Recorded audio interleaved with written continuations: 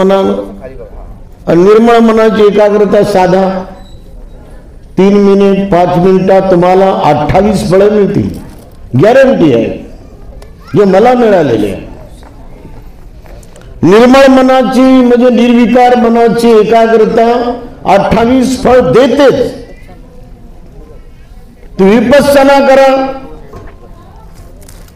20 minute 25 minute 30 minute सकाळी करा, संध्याकाळी करा. 8 दिवसाचा तुम्ही रिझल्ट पहा. तुम्हाला 3 विद्या प्राप्त होतील. त्याची पहिली विद्या आहे की तुम्ही हे सारं जग अनित्य असल्यामुळं कोणत्याही सुखाच्या मागे सातत्यानं पळणार नाही. जे उत्पन्न होते ते नाश पावते. जे नाश पावते ते मला कायमचं सुख काय देणार आहे, शाश्वत काय सुख देणार आहे, चिरंतन काय देणार आहे मला. आणि ते विद्या ज्ञान तुम्हाला प्राप्त होईल. अनात्म विद्या ज्ञान तुम्हाला प्राप्त होईल. म्हणजे कोणत्याही मीच्या भ्रमामध्ये आणि माझ्याच्या भ्रमामध्ये तुम्ही त्या ठिकाणी चिपकून राहणार नाही, चिटकून राहणार नाही, त्याच्यात अटॅचमेंट तुमचं राहणार नाही. मी आणि माझ्याच्या पलीकडे जाऊन तुम्ही जगण्याची कला शिकाल. म्हणजे या शहरात आत्मा नावाचा कोणी नाही. कोणी काही बोलो, परंतु बुद्धानं सांगलं आत्मा नाही, मेडिकलनं सांगलं आत्मा नाही, मानववंशी शास्त्रानं सांगितलं आत्मा नाही, तत्वज्ञानानं सांगितलं आत्मा बिलकुलच नाही.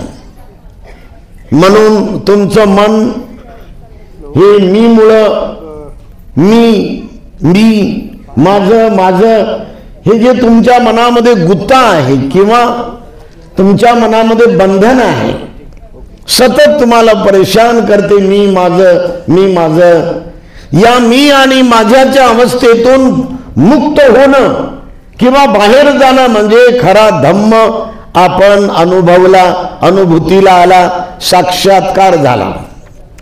मानव जन्मात येऊन जर तुम्ही दोनच गोष्टी जाणल्या नाही, मी आणि माझ्याच्या पलीकडे जाऊन आपण जगणं किंवा जगण्याचं पूर्णपणे आपण मनामध्ये ठरवणं की मी हे भ्रांती आहे आणि माझं पण हे भ्रांती आहे.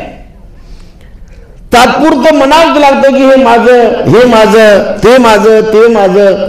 हे संबंध जोडण्यासाठी, आपले नाते जोडण्यासाठी, समाज जोडण्यासाठी, सर्व प्रकारचं संघटन जोडण्यासाठी म्हणावं लागतं. परंतु खऱ्या वस्तुनिष्ठ ज्ञानामध्ये, खऱ्या यथार्थ ज्ञानामध्ये माझ्या नावाचं काहीही शिल्लक नाही. त्यामुळं अशा प्रकारे विपස්සना तुम्हाला ताबडतोब या 2 विद्या प्राप्त देतील. अनित्य विद्या ज्ञान, अनात्म विद्या ज्ञान आणि दुःखमुक्ती विद्या ज्ञान.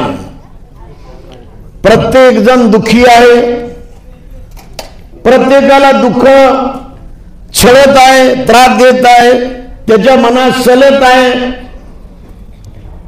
आणि दुःख असल्यामुळे लोक अशांत आहेत, बेचैन आहेत, झोपा येत नाही त्याला. काय लोक रात्रभर झोपत नाहीत, काय लोक परेशान आहेत. दुःख असल्यामुळं त्यांच्या मनात सतत आणि सतत अशांती आहे. मन व्याकुळ आहे, मन स्थितप्रज्ञ नाही, समतोल नाही, समाहित नाही, मन स्थिर नाही. आणि म्हणून आजही मनुष्य इथे जास्त वेळ बसत नाही. 2 घंटा 3 घंटे 4 घंटे सतत बसत नाही. पिक्चरच्या टाकीज मध्ये तो 3 घंटे सतत बसतो का? कारण त्याच्या चित्ताला उद्दीपित करणारे विषय, भडकवणारे विषय, त्याला पेटवणारे विषय, त्याच्या विषय वाचनेला, त्याच्या रागाग्नीला, त्याच्या क्रोधाग्नीला, त्याच्या मोहाग्नीला, त्याच्या लोभाग्नीला, त्याच्या अग्नीला पेटवणार अनंत पडद्यावर दिसतात. म्हणून तो माणूस 3 तास पर्यंत एकसारखा बसून राहतो. त्याला वाटते काहीतरी मला चांगलं मिळत आहे, परंतु तो पेटत आहे हे त्याला कळत नाही. तो आतमधून पेटत आहे, तो आतमधून एकसारखा जळत आहे हे त्याला कळत नाही.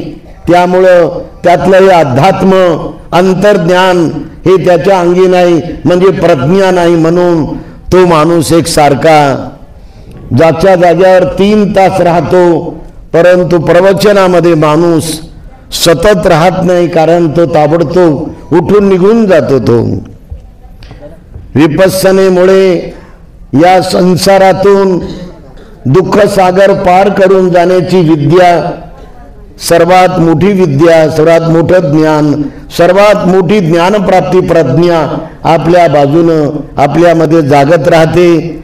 असा धम्म तो या जन्मात सर्वांग विकासाला मदत देतो.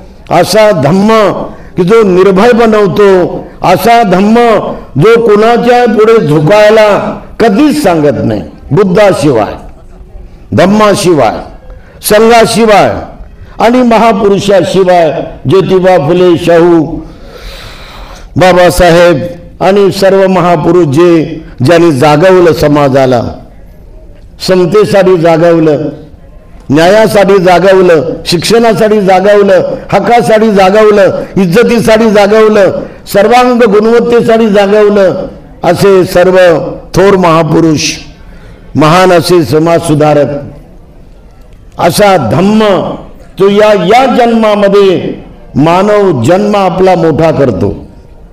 धम्माचं आचरणच आपल्याला मोठं करते. जगात कुणी आपल्याला मोठं करत नाही.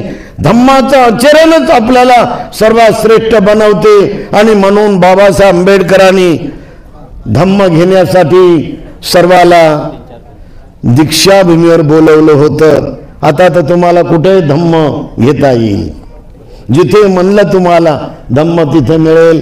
असा परिपूर्ण ज्ञानानं भरलेला, परिपूर्ण सत्यानं भरलेला, परिपूर्ण शांतीनं भरलेला, परिपूर्ण पावित्र्यानं भरलेला, परिपूर्ण सर्व विद्येमध्ये निष्णांत असणारा महान पवित्र पावन बुद्धाचा शुद्ध धम्म, त्या धम्माला त्रिवार अभिवादन करतो. या धम्मामध्ये या भिक्खू संघानं आपलं पाऊल पुढे ठेवलं, धम्म आणि विनय याचं पालन केलं आणि त्याला अभिमुख होऊन, लोकाभिमुख होऊन, जीवनाभिमुख होऊन सदैव धम्म विनयाला आपला गुरु मानलं, आपला बुद्ध मानलं, आपला शास्ता मानलं. अशा महान पूजनीय निष्कलंक निष्पाप अरहंत की जो भिक्खू संघ प्रत्येक गावी गेला, प्रत्येक तालुक्यात गेला, तालुका गाव ढवळून काढलं, जिल्हा ढवळून काढला, राज्य ढवळून काढलं, समग्र भारत देश आपल्या त्यागानं त्यांनी ढवळून काढला. शिलाच्या सुगंधाने ढवळून निघाला. समता आणि महान प्रेम मैत्री करुणेच्या झिमझिम जसा वर्षावास व्हावा असा त्यांनी धम्माचा वर्षावास केला आणि सर्वाला जोडलं, भारताला जोडलं. बुद्धाच्या अरहंत भिक्खूंनी सारा भारत पवित्र केला. बुद्ध आणि भिक्खूंनी अशा महान परिपूर्ण पवित्र पावन ज्ञानी निष्पाप भिक्खू संघाला त्रिवार पंचांग प्रणाम करतो. आज आपण साहित्यरत्न अण्णाभाऊ साठे यांच्या नावानं असलेल्या सभागृहामध्ये आपण बसून 2 वाजेपासून आतापर्यंत हे धम्माचे संस्कार ग्रहण करू लागलात. बुद्धाचे, बाबासाहेबांचे संस्कार करू लागलात आणि त्या संस्काराला ग्रहण करून ते संस्कार आपल्या मनावरती आणून आपल्या स्वतःला तुम्ही दिशामध्ये घेऊ लागलात, मार्गामध्ये घेऊ लागलात, मार्गामध्ये क्रमण करायला घेऊ लागलात, मार्गामध्ये आपला इतिहास बनवायला तुम्ही घेऊ लागलात. या मार्गामध्ये आपल्यापासून सर्वीकडे इतिहास पसरवण्यासाठी, त्याचा प्रचार आणि प्रसार करण्यासाठी आपण हे ग्रहण करू लागलात, घेऊ लागलात. ही फार महत्वाची बाब आहे. आणि अशी सोय, हे ऐकण्याची, धम्मसंस्कार ग्रहण करण्याची सोय आमचे भंतेजी उपाली बोधी यांनी ही सोय करून दिली. धडपडून, प्रयत्न करून, जिद्द करून, उत्साह करून, तुम्हा सर्वांचं सामर्थ्य घेऊन, तुम्हा सर्वांचं बळ घेऊन, तुम्हा सर्वांचं मदत घेऊन अहोरात्र धडपड करून 2-4 महिन्यापासून ह्या उपाली बोधींनी हा असा एक क्रम उभा केला, हे असा उपक्रम सुरू केला यावर्षी की तुमच्यापर्यंत संस्कार जावे, तुमच्यापर्यंत विचार जावे, तुमच्यापर्यंत बुद्ध जावा, तुमच्यापर्यंत धम्म जावा, तुमच्यापर्यंत बाबासाहेब आंबेडकरांचा पूजनीय भिक्खू जावा, बाबासाहेबाला अभिप्रेत असलेला पूजनीय भिक्खू संघ जावा म्हणून उपाली बोधींनी हे काम सुरू केलं. त्यांच्या कामाला कोटी कोटी मंगल मैत्री, कोटी कोटी आशीर्वाद, सर्वांनी धन बळ सामर्थ्य त्यांच्या पाठीशी उभं करावं अशी मी निवेदन भावना व्यक्त करतो. बाबासाहेब आंबेडकरांच्या जीवनाकडे पाहिल्यानंतर आपण 3 गोष्टी शिकल्या पाहिजे. कोणत्या 3 गोष्टी? डॉक्टर बाबासाहेब आंबेडकरांनी बुद्ध धर्मातल्या 3 गोष्टी आपल्या सर्वाला अत्यंत व्यापक रूपामध्ये वाढवाव्या म्हणून शिकवलेल्या आहेत. पहिली गोष्ट की मी अष्टांग मार्गाचं पालन करीन, आणि त्यांनी ते स्वतः पालन केलं म्हणून ते दुःखमुक्त झाले. 4 लेकराचं दुःख, रमाबाईचं दुःख, म्हणजे 5 प्रियजनांचं दुःख, त्यांना जे काही जाळ जसं चटके देतो असं दुःख त्यांना चटके देत होतं, ते त्याच्यावर त्यांनी मात केली. आणि आपल्या जीवाला जे गुलामगिरीचे चटके लागत होते, अस्पृश्यते चटके लागत होते, आपल्या संपूर्ण समाजाला आणि बाकी समाजाला जे अनेक प्रकारचे चटके लागत होते, वंचित जगण्याचे, सामाजिक प्रतिष्ठेपासून वंचित, आर्थिक विकासापासून वंचित, बौद्धिक विकासापासून वंचित, सर्वांग विकासापासून वंचित होऊन जे आपल्याला चटके लागत होते, ते आपले चटके दूर करण्यासाठी, ती आपली सारी मातं हाल अपेष्टा दूर करण्यासाठी बाबासाहेब आंबेडकरांनी अहोरात्र हा संघर्षाचा लढा आपल्यापर्यंत पोहोचवला. हे अष्टांग मार्गामुळं पालन केलं.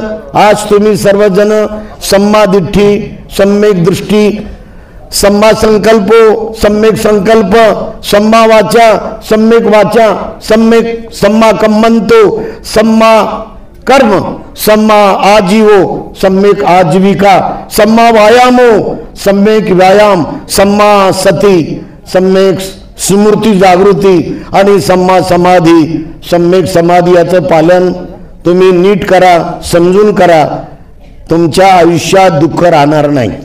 ही गॅरंटी आहे बुद्धाची, बुद्ध धम्माची गॅरंटी आहे. भगवान बुद्धाजवळ रडत रडत स्त्री आहेत होत्या.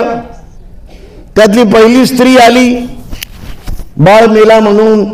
आपण पाहतो की भगवान बुद्धांनी तिला जाग्यावर शांत केलं. ती किसा गौतमी.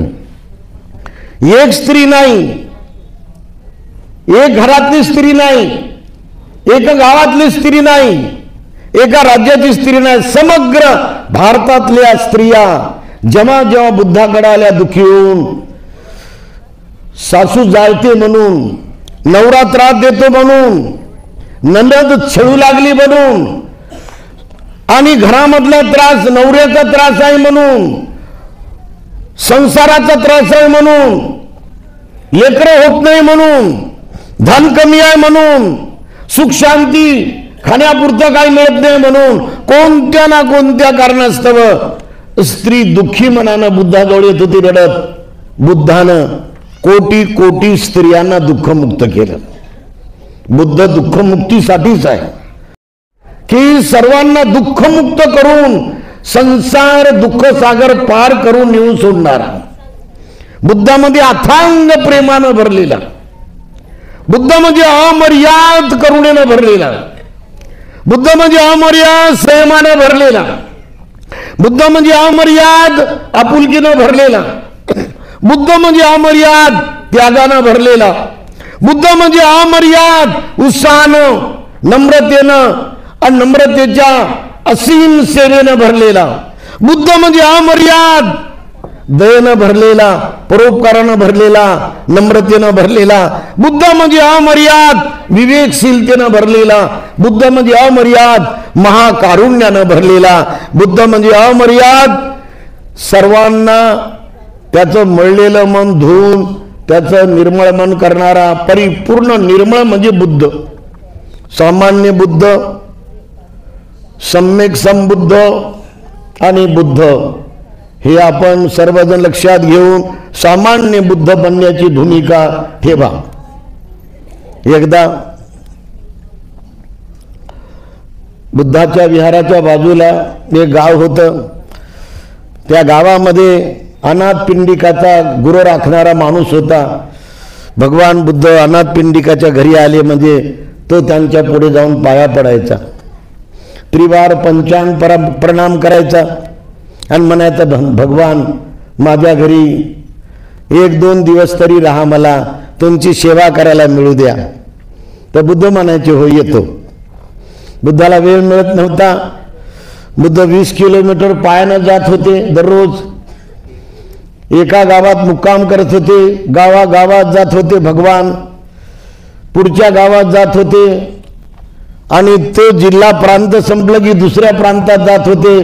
त्यामुळे बिहार राज्य बुद्धानं पायानं चालून काढलं, उत्तर प्रदेश राज्य बुद्धानं पायानं चालून काढलं आणि संपूर्ण मध्य प्रदेश राज्य बुद्धानं पायी प्रवास करून लोकाला धम्मज्ञान देऊन, लोकाला जागून, लोकाला शील शिकून, लोकाला समाधी शिकून, लोकाला प्रज्ञा शिकून, लोकाला उत्तम कर्म शिकून, सम्यक कर्म शिकून मानव जन्म कसा चांगला घालवायचा याबद्दल बुद्ध सांगतच राहत असत. आपल्या या मुंबई जवळ जे नाला सोपारा आहे आणि तो जो पट्टा आहे कोकण पट्टा, कुलाबा, रत्नागिरी या पट्ट्यामध्ये भगवान बुद्ध आलेले आहेत. आणि नाला सोपारा जवळ तिथे ब्राह्मण नावाचं गाव होतं. तिथं त्यांनी ब्राह्मण गावात 3 वर्षावास केली. आणि इकडे आपल्या जवळच भंडारा जिल्ह्यामध्ये पवनी नावाचं गाव आहे. त्या पवनी जवळ वैनगंगा वाहते, तिथे सुद्धा बुद्ध आलेले आहेत, त्या पट्ट्यामध्ये फिरलेले आहेत. भगवान बुद्ध फिरल्याची नोंद आपल्या पाली साहित्यामध्ये आहे. बुद्धाला ज्यांनी पाहायचं ते धन्य माणसं, बुद्धाला ज्यांनी पाहण्यासाठी तळमळ केली ते धन्य, बुद्धाला ज्यांनी पाणी दिलं ते धन्य, बुद्धाला ज्यांनी नाश्ता दिला ते धन्य, बुद्धाला ज्यांनी जेवण वाढलं आणि आपल्या हाताने त्यांच्या पात्रात टाकलं धन्य धन्य त्या स्त्रिया, धन्य धन्य ते पुरुष. आम्रपालीनं त्यांच्या पात्रामध्ये दान टाकलं आणि हात जोडले, बुद्धांना आशीर्वाद दिला, भगवंताचा आशीर्वाद तिने घेतला आणि म्हणाली, भगवान हे माझा रंगमहाल, कित्येक कोटीचा होता तिचा तो रंगमहाल, आणि भगवान हे माझं आंब्याचं वन, बुद्ध प्रमुख भिक्खू संघाला दान कित्येक कोटीचं, आणि एक खालचा फराक तिचा म्हणजे लहंगा आणि एक शर्टवरचं म्हणजे झांपर तिचं ब्लाऊज, हे 2 कपडे घेऊन ती तिथून निघून गेली. बघा एवढा वैराग्य तिच्या मनात आलं बुद्धाला पाहून. बुद्धाचं तिच्या कानानं ऐकून फक्त तिच्या ज्या मैत्रिणी सांगत बुद्ध कसं आहे म्हणून, बुद्धाचं ज्ञान काय म्हणून, एवढं ऐकून तिचं मन एवढं त्यागी झालं, एवढं महान झालं, एवढं विरक्त झालं, तर पुन्हा मात्र ती फिर्यात पडली नाही.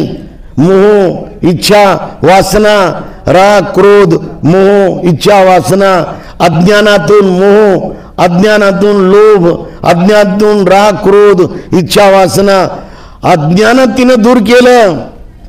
बुद्धाच्या समोर जाऊन फक्त आशीर्वाद घेतला आणि घर सोडलं, रंगमहाल सोडला. आंब्याचं वन पण सोडलं आणि आपल्या पुत्र तो भिक्खू झाला होता बिमल कौंडन्य, त्यांच्याकडून तिने प्रवज्ञा घेतली विरक्तीचं आचरण, विरक्त राहणं, आणि तिने इतिहास बनवला, नवा इतिहास. नाचण्याचा इतिहास नाही तिचा, गाणं म्हणण्याचा इतिहास नाही, तिने अभिनय केले त्याचा इतिहास नाही, तिने जे काय केलं त्याचा इतिहास नाही. तिचा इतिहास आहे अरहंत आम्रपाली. आणि तिच्या मैत्रिणी अरहंत होणं हे कुणाला मिळत नाही.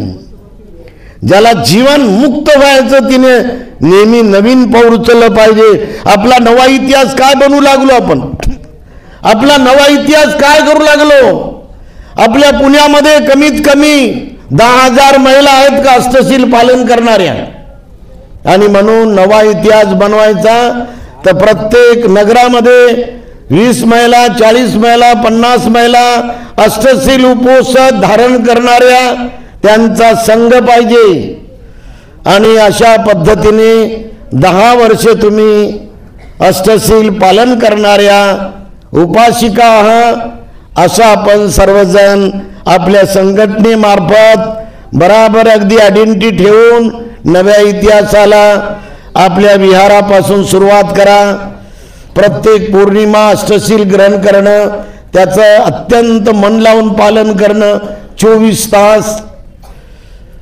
त्यानंतर पौर्णिमा सोबत अमावस्या, अमावस्ये सोबत अष्टमी, अष्टमी सोबत 2 अष्टम्या, या 4 दिवशी 24 तास आपण एक टाइम जेवायचं 12 वाजता. 24 तास आपण हे कोणतंही मनोरंजन करायचं नाही. आपण एकच टाइम जेवून सारा वेळ धम्माचं वाचन, सारा वेळ धम्माचं ध्यान, सारा वेळ धम्माचं आचरण, सारा वेळ 24 तास शुद्ध ब्रह्मचर्य. पती पत्नी असली तर भावा बहिणीसारखं वागायचं आणि याप्रमाणे नातं पवित्र ठेवून अष्टशिलेला पालन करायचं. साज शृंगार त्या दिवशी कोणताही आपण हे नटून थटून आपल्या स्वतःला सजवायचं नाही किंवा ब्युटी पार्लरमध्ये जायचं नाही. काय काय बाया ब्युटी पार्लर जाताना इकले केस कापतात, इकले केस कापतात आणि असं बारीक पूर्णपणे धार बनवतात तलवारीसारखी. आणि त्या बाईला मग ती बाई म्हणते दे 300 रुपये दे ग, आणि 300 रुपयानं खिसा खाली होतो विनाकारण. इकले केस कापून मधातले केस ठेवती बाई, तेव्हा काय फायदा. आणि म्हणून आपण सर्वजण संयमानं वागाव. संयम म्हणजे बुद्ध, सहनशीलता म्हणजे बुद्ध, अनुकंपा म्हणजे बुद्ध, प्रेम म्हणजे बुद्ध, सर्वांना सांभाळणं म्हणजे बुद्ध, सर्वांना धैर्य देणं म्हणजे बुद्ध, सर्वांना हिम्मत देणं म्हणजे बुद्ध, सर्वांना जागवणं म्हणजे बुद्ध, सर्वांना समान लेखणं म्हणजे बुद्ध. असा बुद्ध आपण खरं बनावं. आपण बुद्ध बनून, सामान्य बुद्ध म्हणून जीवन जगावं. कारण भारतामध्ये पूर्ण बुद्ध होता, सारा भारत बुद्धाचा होता 13व्या शतकापर्यंत. परंतु या देशात बुरोदत्त नावाचा शेवटचा राजा 13व्या शतकाच्या उत्तराखंडामध्ये तो राज्य करीत असताना त्या राजाला सरसेनापती भेटला. तो पुष्पमित्र सिंग हा ब्राह्मण होता आणि यांनी आपली स्वतःची बहीण राजाला पत्नी म्हणून दिली, राणी म्हणून दिली. असं नातं जोडून त्यांच्या घराण्यामध्ये घुसला आणि त्यांची सारी हकीकत त्यांनी ओळखली, पाहिली. कसा कारभार चालला त्यांनी पाहिला आणि छलकपट करून बुरोदत्त राजाला, बौद्ध राजाला त्यांनी मारून टाकलं. आणि मारल्याबरोबर त्यांनी त्यांच्या गादीवर बसला आणि त्यांच्या गादीवर बसून त्यांनी पहिला फरमान काढला की जो बुद्धाचा एक मुंडका आणल त्याला सोन्याचे 1000 रुपये दान देण्यात येतील. कोणत्या झाडाखाली भिक्खू ध्यान करायचे, आंब्याखालं पिंपळाखालं, वडवृक्षाखालं, जंगलामध्ये कुठे झाडाखालं सावलीला लोक कोयते मारायचे, मुंडकं त्याला दाखवायचे. असे 2.5 लाख भिक्खू मारून टाकले त्यांनी. आणि पुष्पमित्र शुंग यांनी राज्य आणलं, ब्राह्मणी राज्य आणलं. ब्राह्मणी राज्यामुळं बुद्धविहार त्यांनी देवाचे मंदिरं केले आणि देवाचे मंदिरं करून बुद्धमूर्त्यांना देव करून सर्वत्र केलं. महापंडित राहुल संस्कृत यांचं पुस्तक आहे, मी कालच वाचलं. तो पुष्पमित्र शुंग म्हणजेच आजचा राम आहे, हे विसरून जाऊ नका तुम्ही. आणि रामाची मूर्ती लंडन मधल्या एका म्युझियम मध्ये पाहिली, तिथले बुद्धाची मूर्ती होती. त्या बुद्धाच्या मूर्तीला चारी बाजूनं 8 प्रत्याहारी आहेत, म्हणजे माणसाला विकासाकडे नेणारे बुद्धाचे रूप आहेत. या मूर्तीचं रूप सध्या जे अयोध्यामध्ये ते डुप्लिकेट त्यांनी केलं ब्राह्मणानं आणि त्या मूर्तीमध्ये त्यांनी नव अवतार केले. नवा अवतार त्यांनी बुद्धाला केलं. काय गरज होती? काय गरज होती का? काय आवश्यकता होती का बुद्धाला अवतार घ्यायची? बाबासाहेबांनी अवतार ही कल्पनाच मानली नाही की बुद्धा विष्णूचा नवा अवतार आहे. हा खोटा आणि खोडसाळ प्रचार आहे असे मी मानतो. आणि आता सत्यनारायण गोयंका यांनी 10-12 वर्षापूर्वी सर्व शंकराचार्यांना बसवून की याच्या पुढे बुद्धाची विटंबना करायची नाही असं रायटिंग मध्ये घेतलं. बुद्धाला अवतार बनवायचं नाही आणि त्याच्यावर करार झाला. त्याच्या प्रती त्यांना दिल्या शंकराचार्यांना आणि यांनी पण घेतल्या आणि विपස්සना विद्यापीठामध्ये सर्वत्र जाहीर झालं. विपස්සना पत्रिकेमध्ये जाहीर झालं. तरी ब्राह्मणाच्या या हालचालीमुळं आज आपल्या देशाचं वातावरण पूर्ण बदलून टाकलं. घटनेला बाजूला ठेवून घटनेच्या विरोधामध्ये दुसरे कायदे चालू केले. आपल्या बालटीला 385 कोटी रुपये सँक्शन झाले होते केंद्र सरकारच्या कायद्याप्रमाणे. या मुख्यमंत्र्यानं 75 कोटी सँक्शन केले, बाकीचे कट केले. तुमची कटोती सुरू आहे, तुम्हाला पूर्ण न्याय नाही. हे अन्यायाचं राज्य आहे. हे प्रचंड होत आहे. त्यांना नोकऱ्यामध्ये कोणतं स्थान देईना, नोकऱ्या बंद केल्या. त्यामुळे हे सर्व राज्य बढाईचं राज्य आल्याशिवाय, समतेचं राज्य आल्याशिवाय, न्यायाचं राज्य आल्याशिवाय, बंधुत्वाचं राज्य आल्याशिवाय, स्वातंत्र्याचं राज्य आल्याशिवाय, म्हणजे अशोक प्रणित बुद्धाचं राज्य आल्याशिवाय या देशातल्या बहुजन समाजाला न्याय मिळेल का? म्हणून सर्वांनी याला उलथून पाडायचं आयडिया सुरुवात करावी आणि असा बुद्ध आपण वापरावा.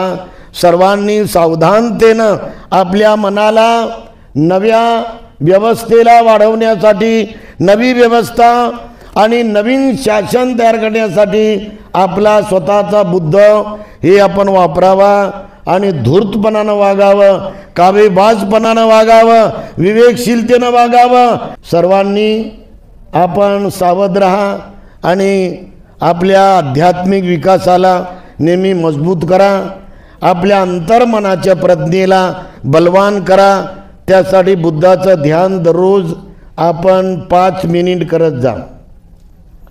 आमचा भगवान अरहंत, आमचा भगवान सम्यक संबुद्ध, आमचा भगवान हे विद्या आणि आचरणाने संपन्न, आमचा भगवान सुगतीला गेलेला, आमचा भगवान लोकांना ओळखणारा, आमचा भगवान सर्वश्रेष्ठ, आमचा भगवान सर्वांचा सोबती, आमचा भगवान देव मनुष्यांचा गुरु शास्ता.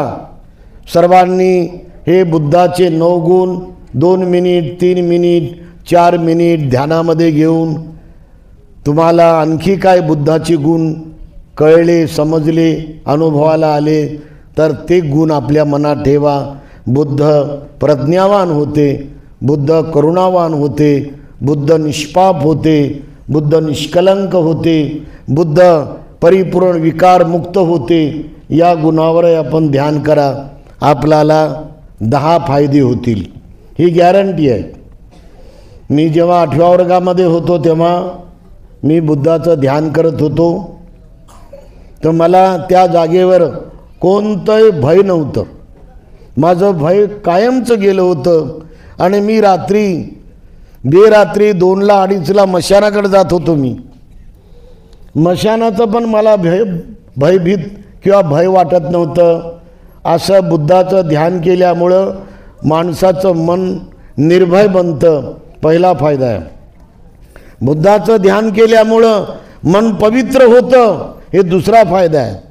बुद्धाचं ध्यान केल्यामुळं मन एकाग्र होतं, तर विसरत नाही. जे वाचलेलं आहे जशा तसं आपल्या मेंदूमध्ये आपल्या बुद्धीमध्ये बसते.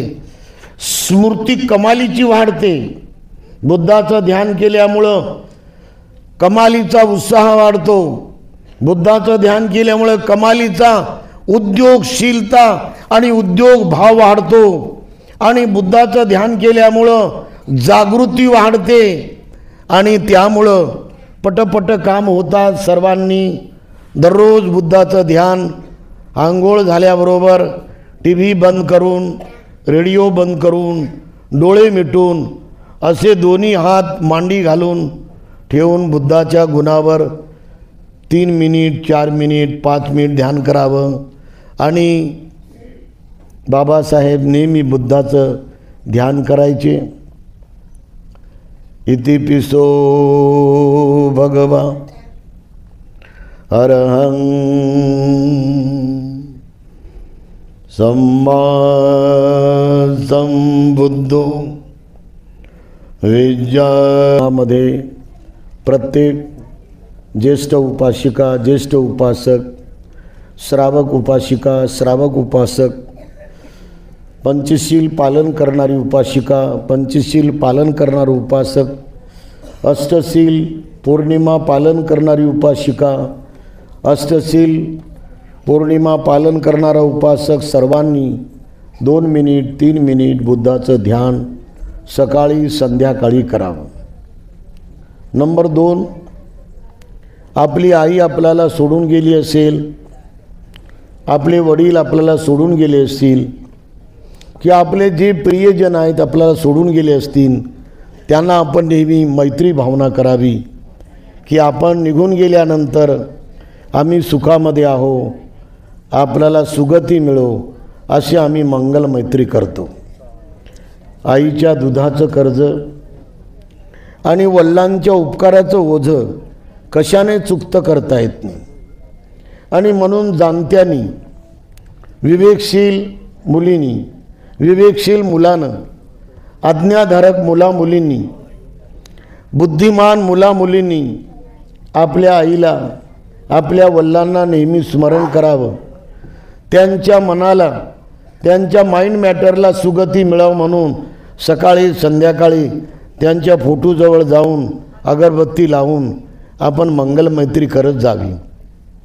भगवंताच्या त्रिपिटक पाली साहित्यामध्ये अंगुत्तरनिकामध्ये चांगलं, या खांद्यावर आईला बसवलं एखाद्या करत्या धरत्या पोरानं, आणि या खांद्यावर मुलाला बसवलं म्हणजे वडिलांना, या खांद्यावर आईला बसवलं आणि आई वडिलांना खांद्यावर बसून 100 वर्षे त्यांनी सेवा केली. समजा 100 वर्षामध्ये त्यांनी आईला पाणी पाजलं, खांद्यावरच दूध पाजलं, भोजन दिलं, आंघोळ दिली, सर्व प्रकारची A to Z सेवा केली. तरी भगवंत म्हणतात, एवढी जरी सेवा खांद्यावर बसून जरी केली मुलानं, तरी सुद्धा आई वडिलांच्या कोटी कोटी उपकारातून जरा सुद्धा तो मुक्त होऊ शकत नाही. एवढे कोटी कोटी उपकार मुलावर मुलीवर असतात. आणि म्हणून आपण सर्वजण जीवनामध्ये आईला वडिलांना विसरू नका. आई वडिलांना कदापि निग्लेक्ट करू नका. आईवर वडिलावर प्रेम करा, आई वडिलावर ममता करा. आई होती म्हणूनच आपण एवढे मोठे झालो. आईमुळंच आपण चांगले बनतो. आईच खरी आपल्याला प्रेम देते. आईच खरे आपल्याला बनवते, घडवते. आईच हे महासागर असते ममतेचा, मायेचा. आईमुळंच आपली जिंदगी ही आकाराला आली असते. आणि म्हणून आई जर नसती तर आपल्याला एवढ्या महान लेवलपर्यंत कुणी नेऊ शकत नाही. कोणीच नाही जगात.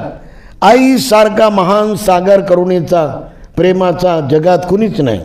आणि म्हणून आई आणि वडिलांचं नेहमी स्मरण करण्याचं वर्णन भगवान बुद्धांनी खूप ठिकाणी केलं. त्यामुळं हे बाबासाहेबांना पटलं. बाबासाहेब आपल्या आईचं नेहमी नेहमी अनुकरण करत होते, आज्ञा पाळत होते. एकही आज्ञा बाबासाहेबांनी आईची मोडली नाही, वडिलांची मोडली नाही.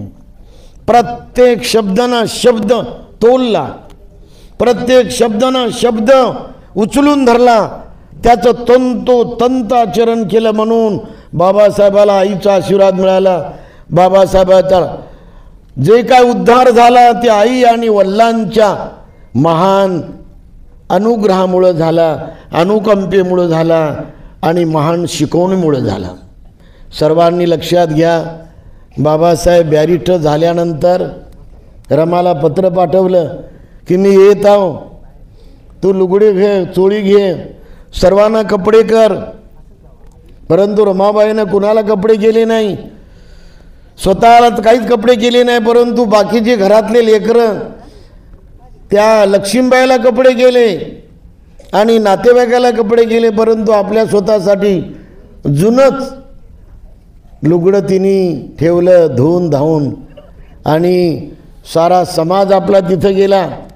इंडिया गेटजवळ हलग्याच्या हलग्या, बँडच्या बँड वाजले, लाखो गुलाबाच्या पाकळ्या बाबासाहेब टाकल्या. बाबासाहेब चालत चालत पुढे आले. बाबासाहेबाच्या गळ्यात एक एक हार पडू लागला, पुकार होऊ लागला, हार पडू लागला, पुकार होऊ लागला. शेवटी रमाबाईनं रमाबाईनं हार टाकल्यानंतर त्यांनी आपले दोन्ही हात बाबासाहेबाच्या पायावर ठेवले आणि डोळ्यातून सारे अश्रू बाबासाहेबाच्या पायावर पडले. तिने सांगायचं होतं त्या अश्रूतून की तुमच्या माघारी मी भारतामध्ये तुमचा हा सारा लढा कायम ठेवला. मी सर्वांना मी मदत करत राहिली, सर्व धैर्य देत राहिली, सर्वांना मी बघत राहिली. तिने गळ्यातलं सोन्याचं भलं मोठं सौंदर्य ते रेक्टरच्या हातात दिलं. त्या सोन्याची पर्वा केली नाही, जा हे विक नाही तर गहाण ठेव. पण आपल्या बाबासाहेब आंबेडकरांच्या नावानं सुरू झालेलं हे वसतिगृह, त्याच्यात एकही मुलगा उपाशी राहू नये. धान्य भर, डाळी भर, मसाला भर, कांदे लसण भर, यथा योग्य सुविधा करायला लावली. माता भगिनीनो, माऊल्यांनो, रमाबाई अशी करुणावंत होती, अशी त्यागी होती. तिला सोन्याचा मोह नव्हता, सोन्याचा लोभ नव्हता, सोन्याची इच्छा नव्हती. दिलं. अशा प्रकारे बाबासाहेबाची गाडी रमाबाई बसून थोडा वेळ चालली. नंतर बाबासाहेब म्हणले चल मला आईला भेटायला जायचं.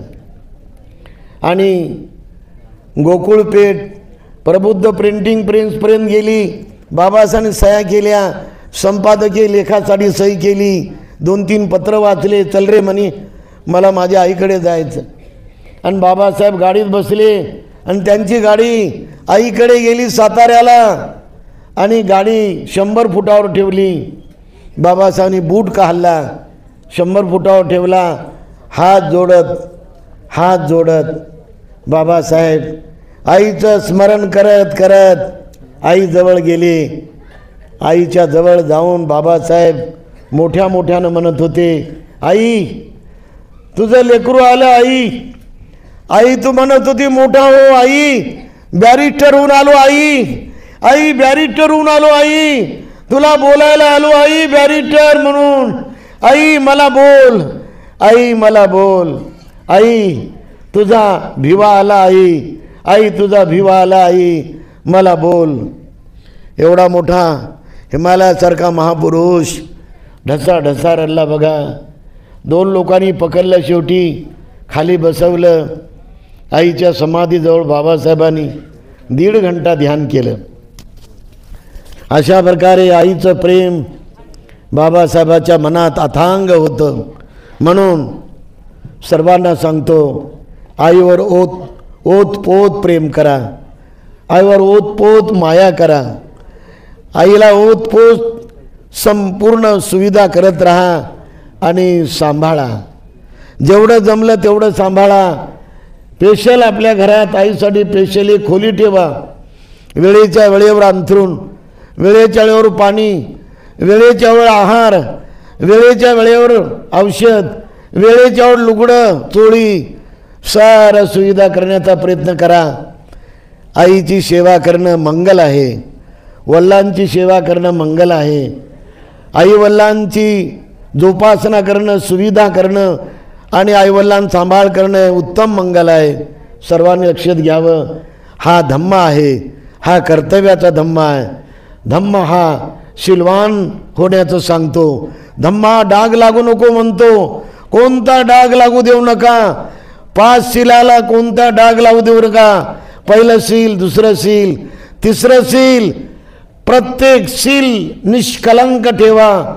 तो धम्मा आपलं रक्षण करतो. इति धम्मे हवे रक्षती इति धम्मचारी. जो धम्माचं रक्षण करतो, धम्म त्याचं रक्षण करते. सर्वांनी धम्माचं रक्षण शीलाचं पालन करून करा. धम्माचं रक्षण त्यागाचं पालन करून करा. धम्माची वाढ प्रेमानं, मैत्रीनं, तळमळीनं वागून करा. धम्माची वाढ मनाला मन जोडून करा. धम्माची वाढ, धम्माची भरभराट एकतेनं करा, एकीनं करा, तळमळीनं करा. धम्माची वाढ परमपूजनीय बाबासाहेब आंबेडकरांसारखं कुणाला विकल्या जाऊ नका. 1000साठी, 2000साठी, 4000साठी. इलेक्शन येऊ लागलं, कांबळेला सांगेल हे 2 कोटी सर्वाला वाटव. वोट बँक माझ्या नावानं कमळावर आली पाहिजे. हां, या बाईला दे, वाटून दे, हे कमळे बाई आहे असं म्हणून तुम्हाला विकत घेतील. पैशानं लोक विकत घेतात. जो आपल्याला विकतो तो समाजाला विकतो, तो इज्जत विकतो, तो मुलगी विकतो. म्हणून बाबासाहेबासारखं वागा. बाबासाहेब कुणाला विकले गेले नाही. बाबासाहेब कुणाच्या पुढे झुकले नाही. असा आपण बाणा ठेवा, असा स्वाभिमान जागवा, असं स्वाभिमानानं वागा. अशा प्रकारे कायला पवित्र ठेवा, वाणीला पवित्र ठेवा, मनाला पवित्र ठेवा. नेहमी दान करत जा. दान देऊन धम्माला वाढवा. संयम वाढवून धम्माला वाढवा. त्याग वाढवून धम्माला वाढवा. नम्रतेनं कुणाचं काही चुको, नम्रतेनं आपल्या समाजात एकमेकाला जोडा, एकमेकाचं मन जोडा. हा धम्मा आपला आहे. दान देऊनच धम्माला वाढवता येतं. म्हणून अशा प्रकारे धम्माचा विकास, धम्माची भरभराट प्रेमानं, मैत्रीनं, त्यागानं, प्रज्ञेनं, करुणेनं, नम्रतेनं, संयमानं, सहनशीलतेनं वाढून करा. यामध्ये सर्वांचं मंगल आहे, सर्वांचं कल्याण आहे.